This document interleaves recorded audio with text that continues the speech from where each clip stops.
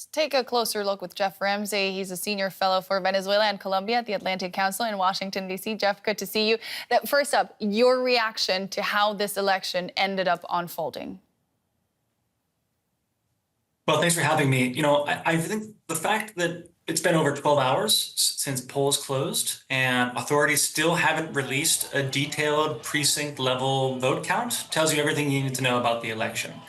It really seems like Maduro has decided to condemn Venezuela to another 6 years of isolation and political conflict. Were those who thought Nicolas Maduro would allow a democratic process too naive? I think the reality is this isn't over yet. Maduro has to convince the ruling elite, he has to convince his inner circle that he can keep things under control. But the problem for him is that this doesn't really seem credible. He needs to give the impression to his inner circle that he's going to be able to continue the country down the road of sanctions relief and normalization and global reintegration. And he's just not going to be able to do that credibly without engaging in some kind of complicated negotiations with the opposition and really opening up to power sharing. I just don't see a way forward with Maduro just carrying out a blatant power grab. I just don't really think people in his coalition are signing up for it. Do you see him sharing the power? So far, we haven't. So far, Maduro has absolutely refused to engage in meaningful concessions and negotiations with the opposition. But I think you have to remember that Maduro doesn't govern alone. He relies on the military, the security forces, key members in his own ruling party to be able to maintain power. I think he's effectively inviting the biggest loyalty test that he's faced in years. I really doubt Venezuelan elites are eager for 6 more years of repression, sanctions, and economic catastrophe under him. I want to get to the role of the military now that you mentioned it in a second. But first, let's look at the economy. Of course, it's been a downward spiral for basically the 10 years that he's been in power. The U.S. precisely eased sanctions on the regime in Caracas in exchange for a commitment to conduct free and fair elections. Now that it looks like that did not materialize, how do you expect Washington to react? I think the administration is weighing its options. I do believe that if the White House doesn't announce new sanctions on Venezuela, they'll be criticized as being weak on Maduro. But I also think that the administration is looking to avoid fueling, at least in part, continued waves of migration from Venezuela. So, I think the administration is between a rock and a hard place here.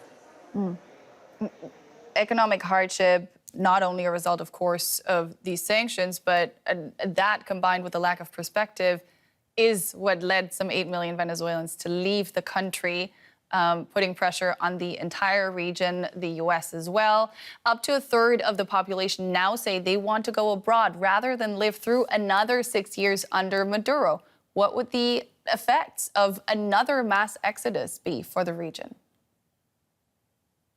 Well, I think it would be absolutely devastating, and I do think that Venezuelans today don't believe that Maduro is capable of turning the economy around. The reality is we've seen the Venezuelan economy lose at least 75% of its value since Maduro took office. And I think Venezuelans see that, and they recognize that another 6 years of Maduro in power will mean 6 more years of economic chaos and political persecution.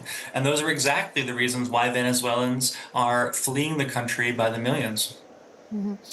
Now, the countries bearing the brunt of the exodus coming out of Venezuela are countries like Colombia, Brazil, the neighboring countries. What role do you see them playing in this current scenario where we have 2 political forces again claiming that they are the legitimate leadership of the country? So far, we've seen statements from the military command that have been pretty limited. The Minister of Defense before the election said that they would respect the results. And so far, they've really kept a low profile. I think the focus in the next couple of hours and days is really going to be all on the armed forces, all on these key figures inside Maduro's coalition that he relies upon in order to maintain power.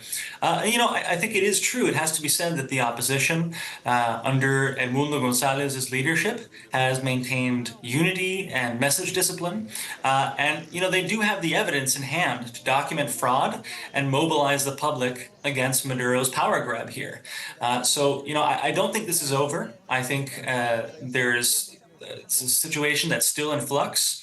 And I really wouldn't bet on things staying exactly as they are in the next week. I think the situation is volatile, and I don't think it's over just yet. All right, you don't think it's over just yet. Our chat is almost over. We have about 50 seconds left.